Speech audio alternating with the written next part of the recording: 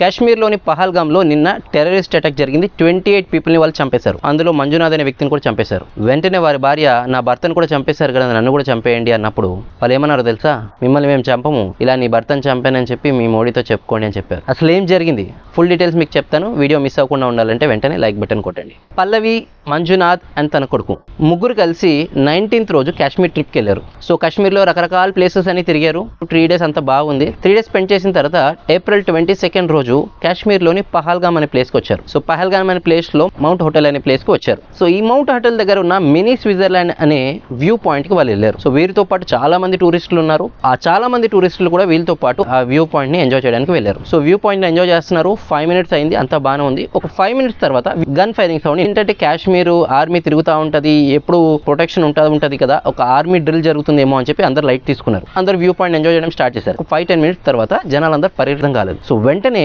తన హస్బెండ్ వైపు వెనక్కి తిరిగి చూసేసరికి హస్బెండ్ పడిపోయి ఉన్నాడు. ఏంటి అంటే టెర్రరిస్ట్ అనే అతను అలా హస్బెండ్ మంజునాథ్ గారిని పాయింట్ బ్లాంక్ లో ఒకే ఒక్క బుల్లెట్ తో చంపేశాడు. అయితే వెంటనే ఆ షాక్ లో ఉన్న పల్లవి వాళ్ళ కొడుకు ఏం చేయాలో అర్థం కాక వెంటనే ఆ టెర్రరిస్ట్ తో అన్నారు, ఏంటి అంటే నా హస్బెండ్ ఎలాగో చంపేశారు కదా, నేను ఇప్పుడు నుండి ఏం చేయాలి, నా జీవితం వేస్ట్ అని చెప్పి నన్ను కూడా చంపేయండి అని అన్నారు. వెంటనే తన కొడుకు కూడా అదే మాట అన్నారు. ఆ టెర్రరిస్ట్ ఏమన్నా తెలుసా? We will not kill you, go and tell this to Modi. మేము మిమ్మల్ని చంపము, మేము ఇట్లా మీ హస్బెండ్ ని చంపేసినామని చెప్పి మోడీకి వెళ్ళి చెప్పుకొని అన్నారు. అసలు ఏం మెసేజ్ ఇద్దాం అనుకుంటున్నారు? కొందరిని అయితే ముస్లిమా కాదా అని చెప్పి కనుక్కొని కూడా మరి చంపేశారంట. ఒకవేళ ముస్లిం కాకపోతే చంపేశారంట. ఇది చాలా పీక్ సీజన్ అనమాట కాశ్మీర్ టూరిజం కి. ఎందుకంటే అమర్నాథ్ కి జూలైలో వెళ్లే వాళ్ళందరూ ఈ టైంలో వచ్చి రిజిస్ట్రేషన్ చేసుకుంటారు. సో ఈ టైం చూసి చాలా కోలాహలంగా, చాలా క్రౌడీగా ఉన్న ఒక ఈటరీని సెలెక్ట్ చేసుకున్నారు. ఎందుకంటే గతంలో హైదరాబాద్ లోని గోకుల్ చాట్ ని సెలెక్ట్ చేసుకున్నట్టు ఈసారి కూడా కాశ్మీర్ లోనే ఒక ఫుడ్ ప్లేస్ లో అందరూ కూర్చొని సెటిల్ గా ఉండి ప్లేస్ ని చూసుకొని అక్కడ అటాక్ స్టార్ట్ చేశారు. ఈ అటాక్ లో ఆల్మోస్ట్ 28 people చనిపోయారు. ఇది చాలా బాధాకరమైన విషయం. మనకి గవర్నమెంట్ టెర్రరిస్ట్ అటాక్స్ లేకుండా చాలా టైట్ గా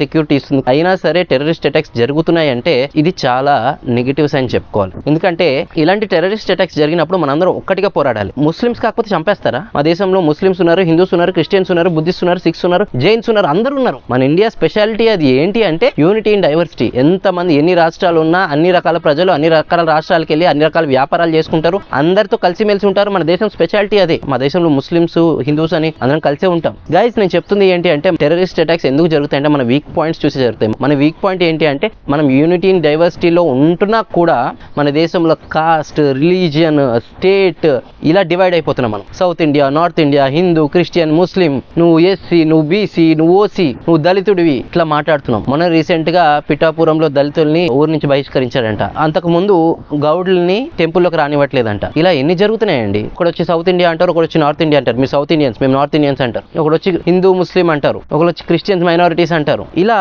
మనమే రకరకాలుగా విడిపోతా ఉంటే పక్క దేశం వాళ్ళకి చాలా ఈజీ వీక్ పాయింట్స్ అవుతాయి. వీటిని ఆసరా చేసుకుని టెర్రరిజం పెరిగిపోతుంది, ఇన్సెక్యూరిటీ పెరిగిపోతుంది. గైస్, నేను చెప్పదలుచుకుంది ఏంటి అంటే మనందరం కలిసి టెర్రరిజం పోరాడాలి. గవర్నమెంట్ తో పాటు మనందరం ఒకటే, మేమందరం యూనిటీగా ఉన్నాం. Hindu, Muslim, Christian, Buddhist, Sikh, Jains ఎవ్వరం తెలియలేదు. We are all Indians. మనందరం కలిసి బయట దేశం వాడు ఎవడు వచ్చినా సరే తరిమి కొట్టి మన దేశాన్ని మనం కాపాడుకోవాలి. This is our India and we have to protect our India. So ఈ పహల్గామ్ ఇష్యూని మీ ఫ్యామిలీ అండ్ ఫ్రెండ్స్ కి షేర్ చేయండి. వీడియో నచ్చితే లైక్ చేయండి, సబ్స్క్రైబ్ చేయండి. See you in the next video.